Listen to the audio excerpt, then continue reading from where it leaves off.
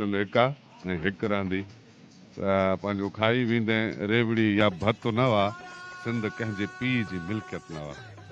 जेको बि सिंध खे विराइण जी ॻाल्हि कंदो त ही सिंधी माण्हुनि खे उहा ॻाल्हि बर्दाश्त नथी थिए। सिंध मां सिंध जा आशिक़ गॾु थिया आहिनि ऐं सिंध जे दुश्मननि खे इहो सोचण बि न घुरिजे त को सिंध खे ॿ कंदा। त ही धरती असांजी आहे, धरतीअ जा मालिक सिंधी आहिनि। तव्हां ॿाहिरां आया आहियो, तव्हांखे हिन धरती पंहिंजे छाती मां खारायो आहे। 6 करोड़ जेके सिंधी माण्हू आहिनि उहे पंहिंजे धरतीअ जो इंच बि कंहिंखे ॾियणु कोन ईंदा, छो त सिंधी माण्हू पाणीअ जे वारे तां खून करे छॾींदो आहे। छा पंहिंजे धरतीअ लाइ पंहिंजो धरतीअ तां कुर्बान कोन करे छॾींदा। हिन वक़्तु कराची प्रेस क्लब ते पैगाम सिंध मार्च पहुची चुको आहे, जंहिंजी अॻुवाणी जिस्कम अॻुवाण सनान खान कुरैशी करे रहियो आहे। हिते मौजूदु अॻुवाण सां ॻाल्हि ॿोल कंदासीं त हुननि जो सिंध लाइ कहिड़ो पैगाम आहे। जॾहिं आया हू सिंध में रहिया, हू सिंधी आहिनि, असां उन्हनि खे सिंधी सम्झूं था। ऐं जेको बि सिंध खे विराइण जी ॻाल्हि कंदो त ही सिंधी माण्हुनि खे उहा ॻाल्हि बर्दाश्त नथी थिए। उनजे करे ही सिंधी माण्हू अॼु हिते पंहिंजे शहर कराचीअ में गॾु थिया आहिनि, कराचीअ सां मोहबत करण जे लाइ, पंहिंजे शहर सां मोहबत जे लाइ। अॼु पैगाम सिंध मार्च आहे, जंहिंमें लखे धरती धणी अॼु गॾु थिया आहिनि ऐं उन्हनि जो मक़सदु ई हिकु आहे त सिंध जे ख़िलाफ़ु जेको ॻाल्हाए थो त सिंध खे अधो अधु कयो, सिंध खे विरायो, सिंध खे ॿिनि हिसनि में विरायो। उन्हनि खे अॼु जवाबु आहे त ही धरती असांजी आहे, धरतीअ जा मालिक सिंधी आहिनि। तव्हां ॿाहिरां आया आहियो, तव्हांखे हिन धरती पंहिंजे छाती मां खारायो आहे। तव्हांखे खीर खाराई, तव्हांखे अनाज खाराई ऐं हींअर टुकड़ा कयो था। इहो विरांगो कंहिं बि सूरत में क़बूल कोन्हे। अॼु शहीद बशीर खान कुरैशीअ जो पुटु पंहिंजे समूरे काफ़िले, समूरी सिंध समेत इहो पैगाम ॼणायो आहे त अचो त अमुन मोहबत ऐं भाईचारे सां रहूं। सिंध असांजी माउ आहे, उहा कंहिं बि सूरत में विराइण कोन ॾींदासीं। खान कुरैशी जे मार्च जो वर्जा पियो थींदो अचे। 2 महीना अॻु में साईं रियाज़ चांडियो बि इहो ई मार्च कयो हुयो ऐं हाणे सनान खान कुरैशी जी हिन में मरकज़ी क़यादत जी हिन में अॻुवाणी में असां इहो मार्च कढियो आहे। समूरी सिंध मां सिंध जा आशिक़ गॾु थिया आहिनि ऐं सिंध जे दुश्मननि खे इहो सोचण बि न घुरिजे त को सिंध खे ॿ कंदा। जेसि ताईं सिंधियुनि जे सिर में साहु आहे, जेसि ताईं सिंध जूं धीअरूं सूरमियूं ज़िंदा आहिनि, सिंध जो कोई नालो निशान बि नथो वठी सघे। ऐं आउं सोचींदी आहियां त इहा सिंध धरती जंहिं असांखे पैदा कयो आहे, जंहिं सिंध धरती आहे तव्हां सभु ॼावा आहियो, उन सिंध धरती ते कोई बि वार, कोई बि इंच उनजो सिंध धरती जो कंहिं दुश्मन जे हवाले करणु न छॾींदो। असां सिंध जा वारिस आहियूं, हीअ समूरी सिंधी क़ौम सिंध धरती जी वारिस आहे। मुबारकबाद ॾींदासीं जेके लखे सिंधी अॼु सिंध जी दिलि कराची में पहुता आहिनि ऐं उहो दावो जिन माण्हुनि जो हो त कराची खे अलॻि कयो या 1-2 जूं ॻाल्हियूं कनि पिया या कराची और सिंध जी ॻाल्हि कनि था, अॼु लखे शहीद बशीर खान जे आशिक़नि अॼु अची कराची जी प्रेस क्लब ते पहुची करे इहो हुननि दावो रद्द कयो आहे। कराची सिंध आहे, सिंधियुनि जी कंहिंजी जागीर न आहे। तव्हां गवाह आहियो त सिंध हिकु पुरमन मुल्क रहियो आहे।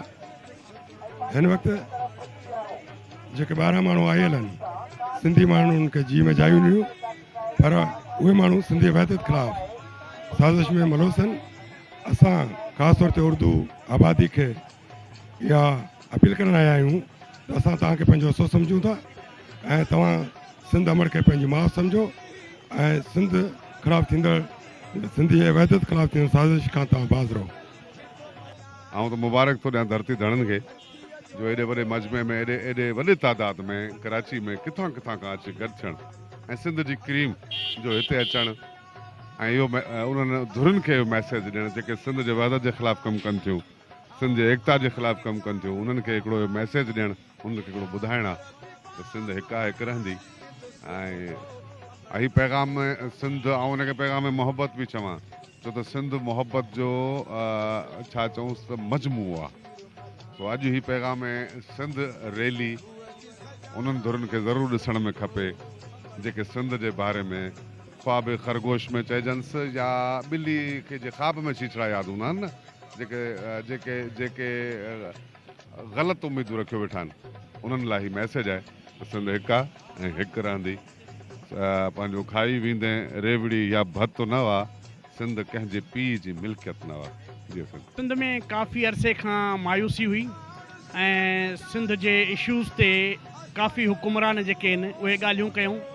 कराचीअ खे इंतिज़ामी यूनिटनि में विरहाइण जूं ॻाल्हियूं, सिंध खे विरहाइण जूं ॻाल्हियूं, इन करे बशीर ख़ान कुरैशीअ हिते वॾा मार्च करे हिते जेके तागूती क़ुवतूं हुयूं उन्हनि जे साज़िशुनि खे नाकाम कयो। सुनान ख़ान उन जो औलाद आहे ऐं सिंध में क़ौमी तहरीक जो रूह रवां आहे। उन करे हुन महसूसु कयो त सिंध जे माण्हुनि खे उत्साह ॾियण लाइ, सिंध जे माण्हुनि खे कराचीअ में मालिकी पैदा करण लाइ, उन करे हुन जेको ही फ्रीडम मार्च रखियो आहे त असां धरतीअ जा मालिक आहियूं, सिंध जा मालिक आहियूं। उन करे असां पंहिंजे धरतीअ ते ही सभु गॾु थी हिकिड़ो पैगाम ॾियणु था चाहियूं बैनुल अक़वामी क़ुवतुनि खे त ही जेके बि माण्हू आहिनि जेके ॻाल्हियूं कनि था त सिंध खे इंतिज़ामी तरह विरहायो वञे, सभु विरहायो वञे, उन्हनि जे मुंहं ते हिकिड़ी चमाट हूंदी जो सिंधी माण्हू हिते गॾु थी यकजहतीअ जो, ॿधीअ जो मुज़ाहिरो था कनि त सिंध घुरे थी आज़ादीअ जे नारे सां ऐं सिंध जी यकजहती ॿधी हिन मार्च सां साबित थींदो त सिंधी माण्हू पंहिंजे वतन, पंहिंजे शहर, पंहिंजे धरतीअ ते मुनज़्ज़म नमूने सां गॾु आहिनि ऐं जेका बि साज़िश सुभाणे थींदी उनखे मुंहुं तोड़ जवाबु ॾींदा। उन करे सुनान ख़ान जो ही क़दम वक़्ताइदो क़दम आहे ऐं हिन क़दम जी असां सभु आजियां था कयूं। 6 करोड़ जेके सिंधी माण्हू आहिनि उहे पंहिंजे धरतीअ जो इंच बि कंहिंखे ॾियणु कोन ईंदा, छो त सिंधी माण्हू पाणीअ जे वारे तां खून करे छॾींदो आहे। छा पंहिंजे धरतीअ लाइ पंहिंजो धरतीअ तां क़ुर्बान कोन करे छॾींदा। उन करे इहा कंहिंजी ख़ाम ख़्याली आहे। ख़्वाबनि जी दुनिया में रहनि था त को असां धरतीअ खे विरहाईंदासीं। धरतीअ जा धणी सभु सुजाॻ आहिनि ऐं अॼु हिन ॿधीअ ऐं सबूत हुननि जे मुंहं ते साबित कयो आहे त सिंध जो माण्हू पंहिंजे सॾ, पंहिंजे ॿधीअ ऐं पंहिंजे धरतीअ लाइ जान ॾेई सघे थो ऐं उन जो सबूत ही सभु दोस्त ऐं ही मार्च त सिंधू दरिया ते आलमी कानून मुताबिक़ दरिया ते पहिरियों हक़ पुछड़े वारनि जो थिए थो। तंहिं करे सिंधू दरिया जा वारिस ऐं मालिक फ़क़ति सिंधी आहिनि। तंहिं करे असांखे सिंधू दरिया ते को बि डेन क़बूल न आहे।